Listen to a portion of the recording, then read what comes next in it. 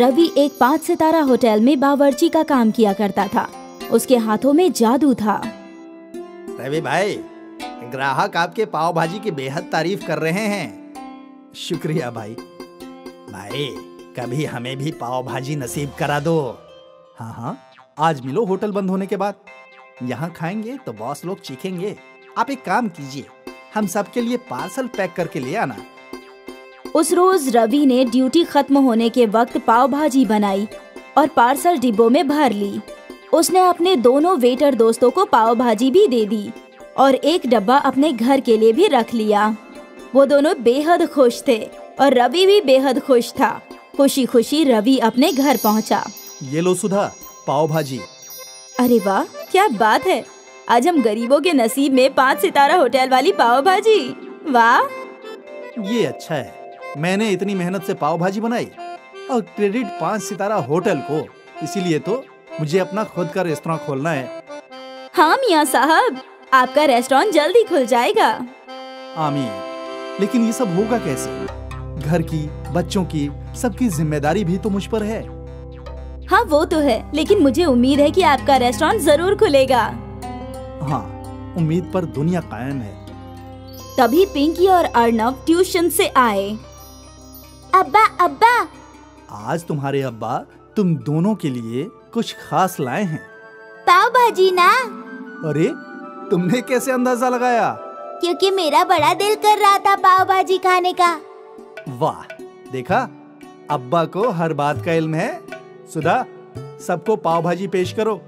आज मेरे बच्चे मेरे हाथों की मशहूर पाव भाजी खाएंगे। क्या आपकी पाव भाजी वाकई मशहूर है? है नहीं, लेकिन हो जाएगी। चलो चलो, भूख लगी है, खाना खाते हैं। सभी ने मिलकर बड़े मजे से रवि की पाव भाजी खाई। आप तो मुझसे भी बेहतर खाना पकाते हैं। शुक्रिया। आपका रेस्टोरेंट जरूर खुलेगा। आमीन। फिर एक रोज की बात है, रवि होटल में खाना बना रहा था। मैनेजर उसके पास आया। दोस्त, मुझे बताने में बेहद तकलीफ हो रही है, लेकिन तुम्हें नौकरी से निकाल दिया गया है। लेकिन क्यों? होटल का मुनाफा कम हो रहा है, तो मैनेजर मुलाजिम भी कम कर रहे हैं और इसी वजह से हम सिर्फ एक ही बावर्ची अफोर्ड कर सकते हैं। अब वही फास्ट फूड के साथ सारे फूड आइटम बनाएगा और उसे तजुर्बा भी है। तो बॉस का फैसला है कि अब हमारे होटल में एक ही बावर्ची रहेगा और इस वजह से तुम्हें नौकरी से बर्खास्त किया जा रहा है। रवि परेशान हो गया। उसे ख्याल भी नहीं आया था कि उसके साथ ऐसा कुछ होगा। वो घर पहुंचा और उसने सारी बातें सुधा को बताई। आप फिक्र मत कीजिए, आपको दूसरे होटल में मुलाजमत मिल जाएगी। दुआ करो जल्दी मिल जाए। रवि कई होटल में नौकरी की तलाश में गया, लेकिन हर जगह उसे मायूसी ही हासिल हो रही थी। तकरीबन 1 माह गुजर गया था।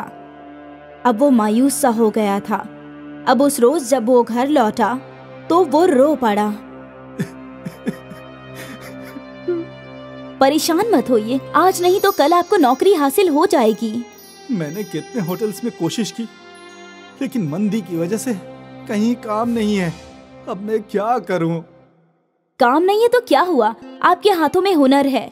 आप खुद का रेस्टोरेंट खोल सकते हो। लेकिन सुधा, रेस्टोरेंट खोलने के लिए पैसों की जरूरत होगी, वो कहाँ से आएंगे? मेरे जेवर है ना। सुधा, उनसे सिर्फ 2-4 लाख रुपए आएंगे। उतने में हम एक छोटा फास्ट फूड रेस्टोरेंट तो खोल ही सकते हैं। हाँ, आप कोशिश तो कीजिए, मुझे यकीन है आपको कामयाबी जरूर हासिल होगी। ठीक है। रवि ने सुधा के सारे जेवरात गिरवी रख दिए और पैसे ले लिए।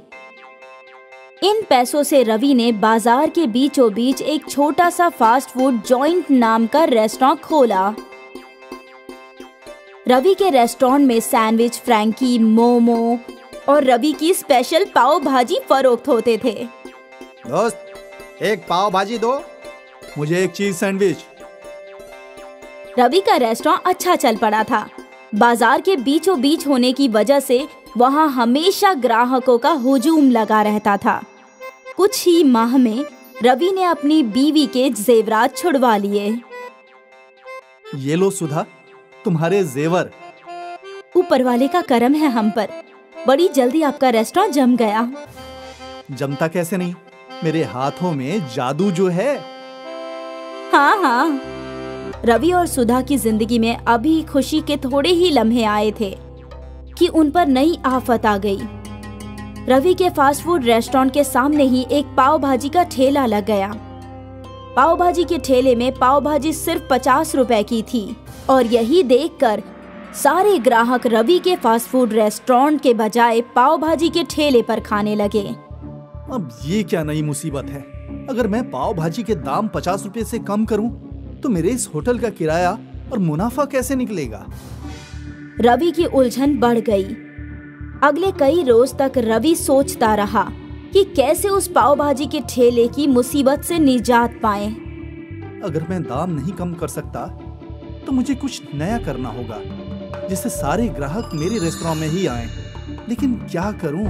रवि सोचने लगा कि वो क्या कर सकता है।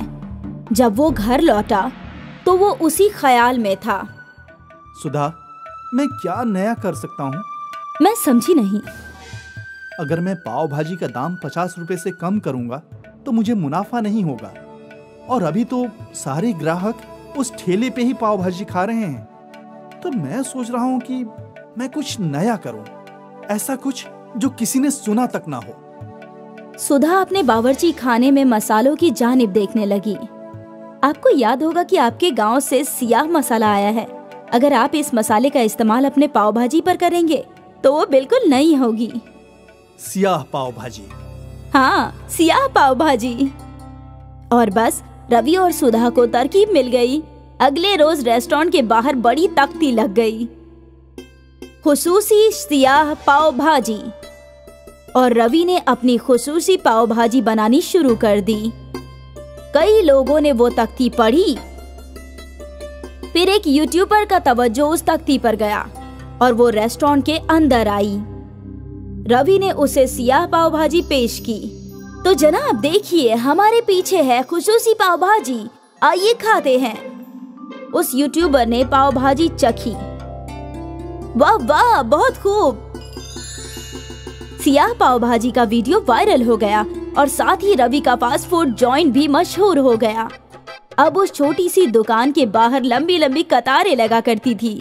सुधा और रवि ने कई और लोगों को काम पर रख लिए। सियाह पाव भाजी इतनी मशहूर हुई कि दूर दूर से लोग सियाह पाव भाजी खाने आने लगे।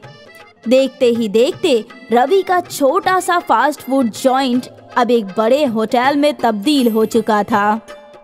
आखिर आपका ख्वाब मुकम्मल हो ही गया। हाँ, लेकिन ये सब तुम्हारी वजह से मुमकिन हुआ है। तुम्हारी तरकीब कमाल कर गई। सियाह पाव भाजी ने रवि के सियाह मुस्तकबिल को रोशन कर दिया, उसकी डूबती हुई कश्ती को पार लगा दिया और आखिर उसका होटल खोलने का ख्वाब मुकम्मल हो गया। रेखा अपनी बेटी सानवी के साथ एक छोटे से मकान में रहा करती थी। उसके शौहर का हाल ही में हादसा हो गया था, जिसकी वजह से उसका इंतकाल हो गया। रेखा का तन्हा सानवी को लेकर जिंदगी बसर करना बेहद मुश्किल हो रहा था। एक रोज रेखा बीमार हो गई तो उसकी बेटी सानवी ने बाहर जाकर काम करने का सोचा। मेरी अम्मी इतनी बीमार है और घर में खाने के लिए भी कुछ नहीं है, मैं ही काम की तलाश करती हूँ। सानवी काम की तलाश करते करते एक रेस्टोरेंट में काम करने लग जाती है, जहाँ पर उसे लोगों को खाना खिलाना होता है। एक रोज की बात है। ये खाना टेबल नंबर 21 पर पहुँचा क्या? ठीक है साहब, मैं अभी पहुँचा कर आती हूँ। सानवी जैसे ही खाने की प्लेट उठाकर 21 नंबर पर पहुँचती है तो वो किसी चीज से टकराकर गिर जाती है और उसके हाथ से प्लेट गिर जाती है, जिससे रघु को बेहद गुस्सा आता है। देखकर नहीं चलती, खाने की एक पूरी प्लेट खराब करके रखती। काम धाम तो तुझसे होता नहीं और काम बिगाड़ती है। इस तरह से तो काम नहीं चलेगा। एक काम कर, तू अब तक के सारे पैसे ले और अपना काम कहीं और देख ले। मैं तुझे काम पर नहीं रख सकता, रोज रोज प्लेट गिरा देती है। नहीं नहीं साहब, मुझे मत निकालिए। मेरी अम्मी की तबीयत ठीक नहीं है, मुझे उनके लिए खाना लेकर जाना है। मैं आगे से ख्याल रखूंगी। नहीं नहीं, तुम ये पैसे लो और चलती बनो यहाँ से। मुझे अपना धंधा और चौपट नहीं करवाना। रघु कुछ पैसे देता है और धक्के मारकर उसे निकाल देता है। सानवी रोती हुई वहाँ से निकल जाती है। इतनी मुश्किल से तो अम्मी की दवाई के लिए काम मिला था, अब वो भी हाथ से निकल गया। अब मैं अम्मी की दवाई कहाँ से लाऊंगी और घर कैसे चलेगा? धूप तो बहुत तेज हो रही है। अब करूँ तो क्या करूँ, कुछ समझ नहीं आ रहा। वो ऐसा सोचते हुए जा रही होती है।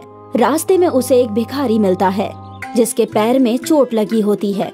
वो लंगड़ा कर चल रहा होता है और शानवी को देखकर उसे रोकता है। बेटा रुको। बोलिए बाबा, मैं भला आपकी क्या मदद कर सकती हूँ? मैं तो खुद ही परेशान हूँ। बेटा मुझे कुछ नहीं चाहिए, बस मेरे पैर में चोट लग गई है जिसकी वजह से इलाज के लिए भटक रहा हूँ। मेरे पास पैसे नहीं हैं। अगर कुछ पैसे हैं तो वो मुझे लाकर दे दो। मेरे पास कुछ और तो है नहीं बाबा, ये कुछ पैसे मिले हैं। घर के खाने के लिए कुछ ले जा रही थी, लेकिन कोई बात नहीं, आपको इसकी ज्यादा जरूरत है। देखो ना कितना खून बह रहा है। ये लो पैसे और अपने पैर के जख्म पर मलहम लगा लीजिए। शानवी रघु से मिले सारे पैसे भिखारी को दे देती है, जिससे वो भिखारी बेहद खुश होता है और उसे बहुत दुआएं देता है। बेटा तुमने अपने सारे पैसे मुझे दे दिए जो तुम खाने के लिए ले जाने वाली थी। बहुत नेक लड़की हो। मेरे पास तुम्हें देने के लिए कुछ भी नहीं है, लेकिन मेरे पास एक टिफिन है जो मैं तुम्हें देना चाहता हूँ। बाबा मैं इस टिफिन का क्या करूँगी भला? अगर खाने के लिए ही नहीं है तो मैं इसमें रखूंगी क्या? बेटा ये तो तुम्हें घर जाकर ही इल्म होगा। तुम मेरे कहने से ये टिफिन रख लो और घर जाकर उसे खोलना। शानवी उस भिखारी से टिफिन ले लेती है और अपने घर की जानिब चल पड़ती है। घर जाकर टिफिन खोलकर देखती है तो उसमें एक वड़ा पाव रखा होता है। वो उसे देखकर बहुत खुश होती है कि चलो कुछ तो खाने को मिला। अरे ये तो बड़ी अच्छी बात है, इस टिफिन में मुझे एक वड़ा पाव मिला। मेरे खाने की परेशानी दूर हो गई। एक वड़ा पाव मिला है, चलो इसमें आधा मैं अम्मी के लिए रख देती हूँ और आधा मैं खुद खा लेती हूँ। शानवी जैसे ही उस टिफिन को दोबारा खोलती है, उसमें एक और वड़ा पाव दिखता है। अरे ये क्या? इसमें से तो अभी मैंने वड़ा पाव निकाला था, फिर इसमें दोबारा कहाँ से आ गया? शायद टिफिन में 2 वड़ा पाव होंगे जो मैंने देखा ही नहीं। शानवी दोबारा से उस टिफिन को खोलकर देखती है। उस टिफिन में फिर वड़ा पाव होता है। शानवी वड़ा पाव देखकर हैरत में पड़ जाती है और अपनी अम्मी को सारी हकीकत बताती है। अम्मी देखो, मैं जितनी बार इस टिफिन को खोल रही हूँ मुझे इसके अंदर से एक वड़ा पाव मिल रहा है। ये कैसे हो रहा है? अरे वाकई शानवी, ये वड़ा पाव तो जादुई लगता है। जिसको जितना खर्च करो ये उतना और बढ़ जाता है। शानवी और रेखा बेहद खुश होते हैं और जी भर के वड़ा पाव खाते हैं। शानवी, हमें बहुत अच्छी चीज मिली है। ये वड़ा पाव कभी खत्म नहीं होने वाला। क्यों ना हम ये वड़ा पाव फरोख्त करना शुरू कर दें, जिससे हमारे बाकी के जरूरियात भी पूरे हो जाएंगे। हाँ अम्मी, आप सही फरमा रही हैं। इतने सारे वड़ा पाव का हम क्या करेंगे? क्यों ना हम उन्हें बाकी लोगों को बांटना शुरू कर दें। अब रेखा और शानवी वो जादुई वड़ा पाव से गरीब लोगों की मदद करते हैं और उन्होंने उस वड़ा पाव की दुकान भी लगाना शुरू कर दिया है। वो उससे आने वाले पैसों से अपने घर की जरूरियात भी पूरी करते हैं और दूसरों की मदद भी किया करते हैं। देखो ना शानवी, हमारे दिन फिर बदल गए। इन वड़ा पाव से तो हमें बरकत ही बरकत हो रही है। आज हमारे पास बड़ा घर है, गाड़ी है, हम आलीशान घर में रहते हैं। अब हमें कोई तकलीफ नहीं है। तभी एक शख्स वहाँ भागा भागा आता है और शानवी उससे पूछती है, इतनी तेज क्यों भाग रहे हो? क्या हुआ? अरे कस्बे के पास जो बांध है वो टूटने वाला है। पूरा कस्बा खाली करने का हुक्म आया है। अगर वो बांध टूट गया तो पूरा कस्बा का कस्बा उस बांध के पानी में बह जाएगा। भागो भागो शानवी, तुम भी अपनी जान बचाकर भागो। अरे ये तो बड़ी मुसीबत वाली बात हो गई। कस्बा खतरे में है। चलो शानवी, हम भी पास के कस्बे में चलते हैं। नहीं अम्मी, आप रुको। उस बांध को ये वड़ा पाव ठीक कर सकता है। मुझे इस पर पूरा यकीन है। इसने हमारे सारे मुसीबत ठीक कर दिए तो अब ये मुसीबत भी जरूर ठीक कर देगा। शानवी उस जादुई वड़ा पाव को बांध के पास ले जाती है और उससे कहती है, जादुई वड़ा पाव, तुमने हमेशा हमारी मदद की है। अब इस कस्बे को तुम्हारी मदद की जरूरत है। तुम इस बांध को टूटने मत देना। कुछ भी करो, इस पानी का रुख इस कस्बे की तरफ ना हो पाए। जाओ वड़ा पाव। वड़ा पाव उड़ता हुआ उस बांध की जानिब जाता है और अपना साइज बढ़ा लेता है, जिसकी वजह से बांध टूटने से बच जाता है और पानी का बहाव कस्बे की तरफ न आकर वहीं के वहीं रुक जाता है। ये सब कस्बे वाले देखते हैं तो सब सानवी का बहुत बहुत शुक्रिया अदा करते हैं, उसे मुबारकबाद देते हैं। सानवी, तुमने वाकई कमाल का काम किया है। तुमने कस्बे को बहने से बचा लिया। हम सबको तुम पर फक्र है। सभी कस्बे वाले सानवी के लिए खुशी से तालियां बजाते हैं। अब सानवी और रेखा उस जादुई वड़ा पाव के जरिए सबकी मदद करते हुए अपनी जिंदगी बसर करते हैं। कस्बा था पर लक्ष्मण अपनी बेटी रीमा के साथ रहता था। रीमा की अम्मी बचपन से ही गुजर जाने की वजह से लक्ष्मण ने रीमा का ख्याल रखने के लिए शिल्पा से दूसरी शादी कर ली। शिल्पा के घर आने से लक्ष्मण बेहद खुश था। उसे लगा कि रीमा को अम्मी का प्यार मिल जाएगा, लेकिन सब कुछ इसका उल्टा हुआ। शिल्पा रीमा से घर का सारा काम करवाने लगी, बर्तन, कपड़े, यहाँ तक कि अपने पैर और हाथ भी दबवाती। अपनी सेवा करवाने में कोई कसर नहीं रखती वो। सारा काम रीमा से ही करवाती वो। लक्ष्मण को इस बात का जरा भी इल्म नहीं था। अभी तक सो रही है? उठ जा, कितना सारा काम पड़ा है। दिन भर घर पर बोझ बनकर बैठती है और काम तो तिनके भर का भी नहीं करती है। सुबह सुबह आप मुझे कुछ मत बोलिए। दिन भर अगर मैं खाली बैठती हूँ तो ये सारा काम कौन करता है? जबान चलाने में तो कोई तुमसे जीत ही नहीं सकता। आने दो तुम्हारे अब्बू को, उन्हें ये सारी बातें बताती हूँ मैं। बताओ बताओ, मैं क्या उनसे डरने वाली हूँ क्या?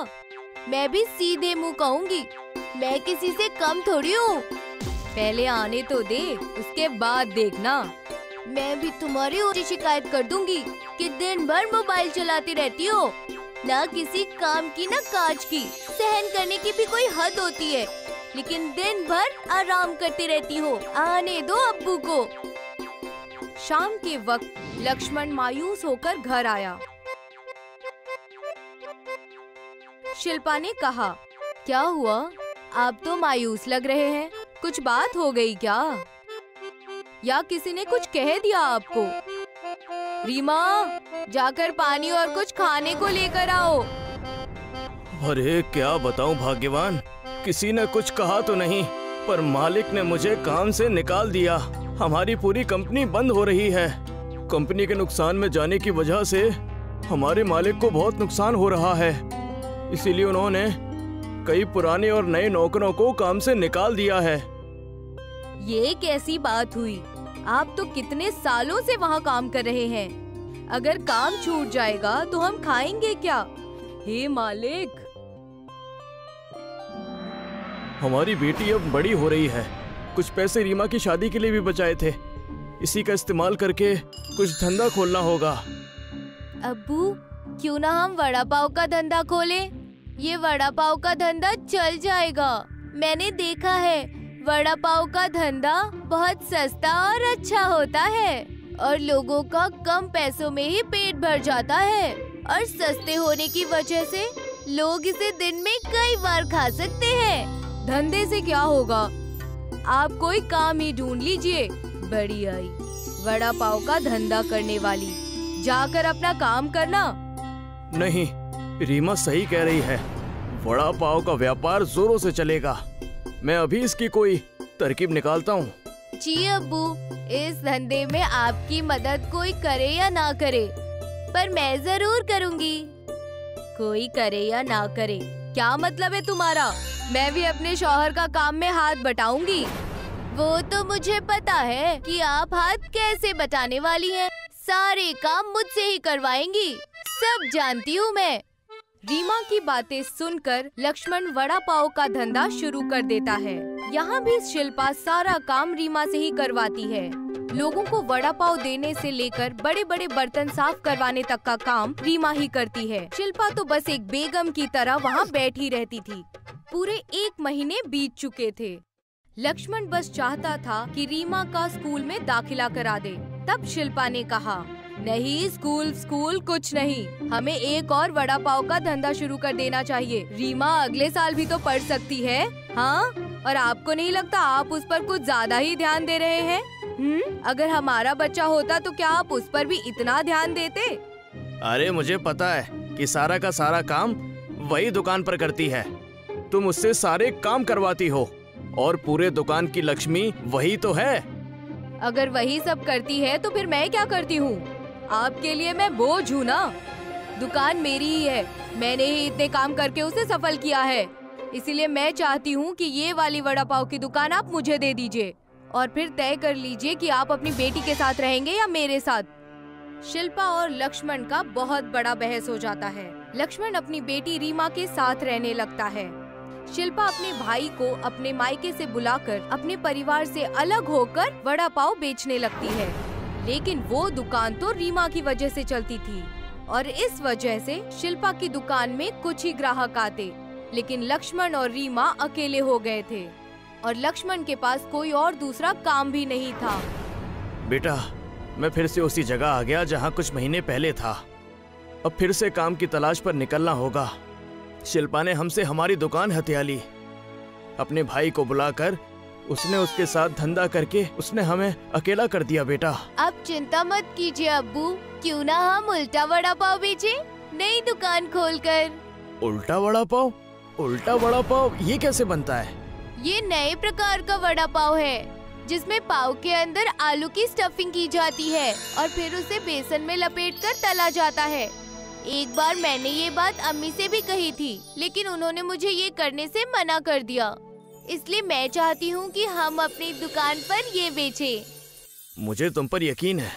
मैं अभी इसी चीज का बंदोबस्त करके कल सुबह से इस चीज को शुरू करता हूँ। तो मैं भी इस चीज के लिए आपकी मदद करना शुरू कर देती हूँ। बहुत मजा आएगा। हमारा धंधा बहुत अच्छा और बहुत बड़ा होगा। और क्या था, लोगों ने उल्टा वड़ा पाव के बारे में सुना ही नहीं था। जैसे ही उन्हें पता चला कि रीमा ने उल्टा वड़ा पाव का ठेला शुरू किया है, सारे के सारे रीमा के यहाँ पर आया करते थे उल्टा वड़ा पाव खाने के लिए। दुकान पहले ही दिन से बहुत अच्छी चलने लगी और शिल्पा के वड़ा पाव की दुकान से कोई भी वड़ा पाव नहीं लेता था। अरे रीमा बिटिया, हमें भी उल्टा वड़ा पाव का स्वाद चखाओ। अरे हम भी तो खाकर देखें जरा। जी काका, अभी लाई।